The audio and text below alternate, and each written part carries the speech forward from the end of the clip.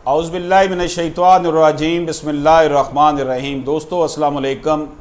अल्लाह पाक से दुआ है कि अल्लाह पाक हम सब पर अपना ख़ास करम फरमाए, हमें रिज़्क़े हराम से बचाए। दोस्तों, अगर हम अपना हक़ लेना चाहते हैं तो हमें अपने फ़राइज़ भी अदा करने होंगे। अपने हकूक़ के लिए तो हम बड़े वावेला मचाते हैं और अपने गिरदो पेश लोगों का दिल भी तोड़ते हैं, उनके हकूक़ गज़ब भी करते हैं। आज हम आपकी खिदमत में लेटेस्ट जजमेंट एक पेश कर रहे हैं लाहौर हाई कोर्ट की 2021 LHC 1823। ये जनाब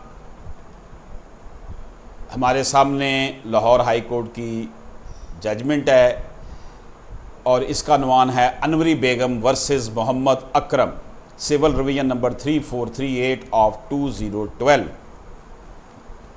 2012 से इसका मतलब है ये पेंडिंग थी, अब 10 साल बाद इसको डिसाइड किया जा रहा है। इसके फैक्ट्स क्या हैं जी इस केस के? अनवरी बेगम ने एक दावा दायर किया कि वो एक 3 कमरों पर मुश्तमिल घर जो कि 4 मरला का है, मालका है उसकी और वो काब्जा भी है उसकी, एक गिफ्ट डीड जो कि 2/11/1999 में यानी 99 में उसके हक में हुई थी, यानी उसके वालिद ने ये उसको गिफ्ट कर दिया था। उस खातून ने ये दावा दायर किया डिक्लेरेशन का और ये एक्स पार्टी डिग्री हो गया उसके हक में, लेकिन बाद में रिस्पोंडेंट जो थे यानी इसका जो भाई था उसने इसको सेट असाइड करा दिया और ख़ुद भी एक दावा उसने कर दिया। रिस्पोंडेंट का कहना था कि 1978 में ये गिफ्ट उसके वालिद ने उसे ज़बानी किया था।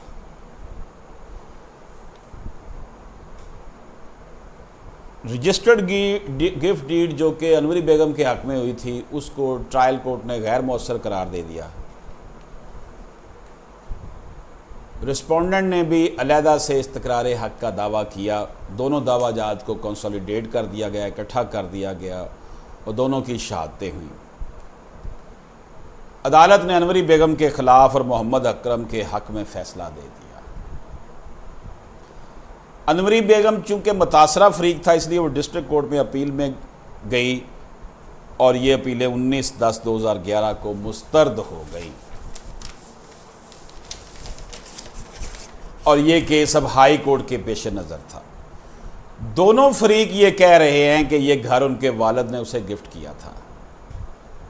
पिटिशनर का कहना था कि ये रजिस्टर्ड डीड के ज़रिए से उसे दिया गया था और रिस्पोंडेंट का कहना था कि ये ज़बानी हिबा मुझे किया गया था। बहन कह रही थी मुझे रजिस्टर्ड डीड दी गई है, भाई कह रहा था मुझे औरल गिफ्ट किया गया, बहन जो क्लेम कर रही है उससे भी 20 साल पहले।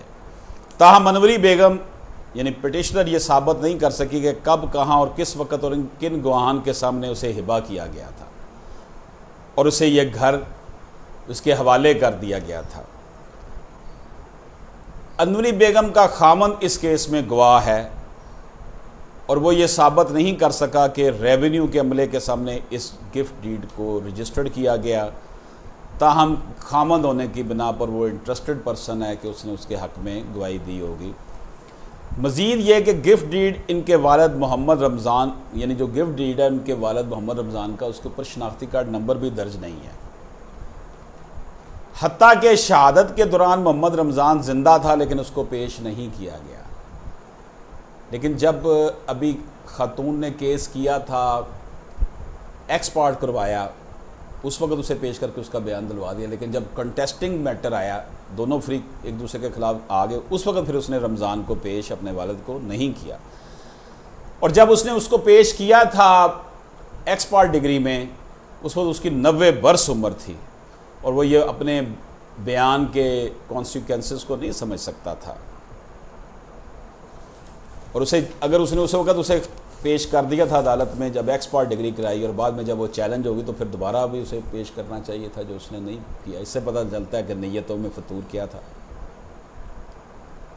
ताहम पिटिशनर ये भी साबित करने में नाकाम रही यानी अनवरी बेगम कि वो पहले से इस घर में रिहाइश पजीर थे और बाद में इसने आजी तौर पर रिस्पोंडेंट को रहने के लिए दे दिया था। ये उसने लॉजिक दी होगी ना, क्योंकि हिबा के जो एलिमेंट्स हैं उनमें ऑफ़र, एक्सेप्टेंस और पोजेशन है कि ऑफ़र किया, उसने एक्सेप्ट किया और उसने पोजेशन ले लिया।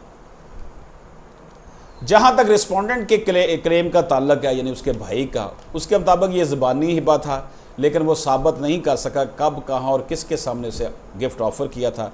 इसी तरह ज़बानी गिफ्ट में कोई कोजेंट रीज़न नहीं दी गई जो कि होना ज़रूरी था।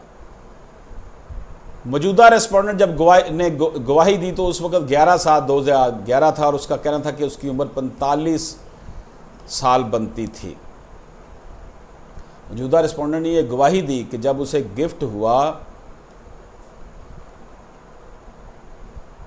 उस वक्त उसने बताया कि मुझे गिफ्ट जो हुआ था उसका जब वो गवाही देने आया 11/7/2011 को, तो उसने कहा कि मेरी उम्र 45 ईयर्स है।